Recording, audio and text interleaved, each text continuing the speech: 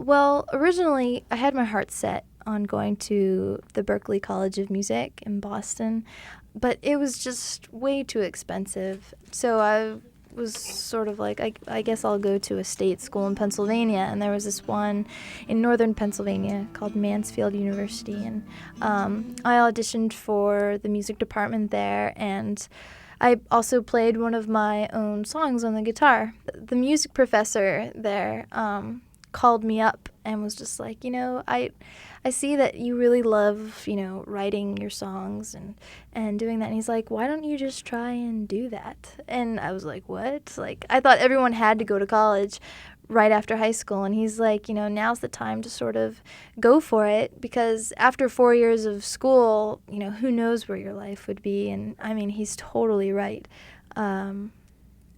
So I couldn't believe that someone from the school had called me up and was like, don't come.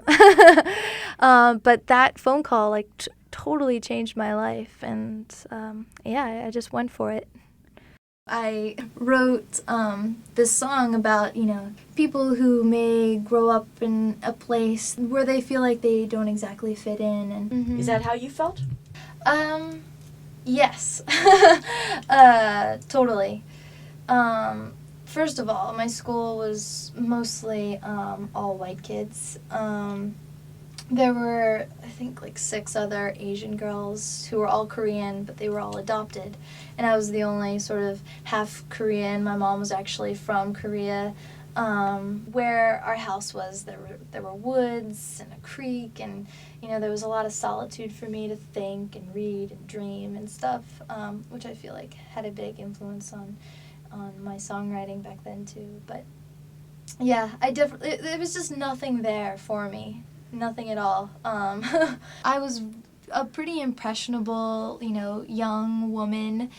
I have to say, being a young girl, who's a musician, you have a lot of older men sort of telling you what they think you should do and sound like. And What do you think they were going for?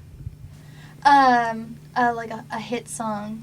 They were going for the hit pop song, and that's totally not why I chose to do any of this. And it does, it's so insidious, it gets into your head. And so when I'd sit down to write, I have all these voices being like, oh, this is what I have to sound like. And it took me a couple years to realize, I don't want anyone to tell me what a song should sound like. I saw this guy who I love, Andrew Bird, play a show, and he loops his violin in a really cool way, and I was like, oh my god, I could loop my voice, So I bought this loop machine, and I was playing around with it, and it's actually my song Dream. It had no bridge in the song, and every song must have a bridge.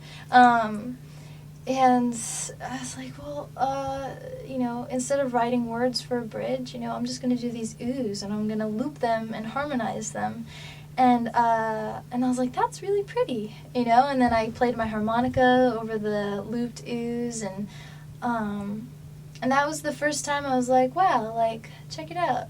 This song doesn't really have a bridge, and it's a really good song. And then I sort of took it from there, and just some of my songs don't even have choruses, but that was my first sort of aha moment.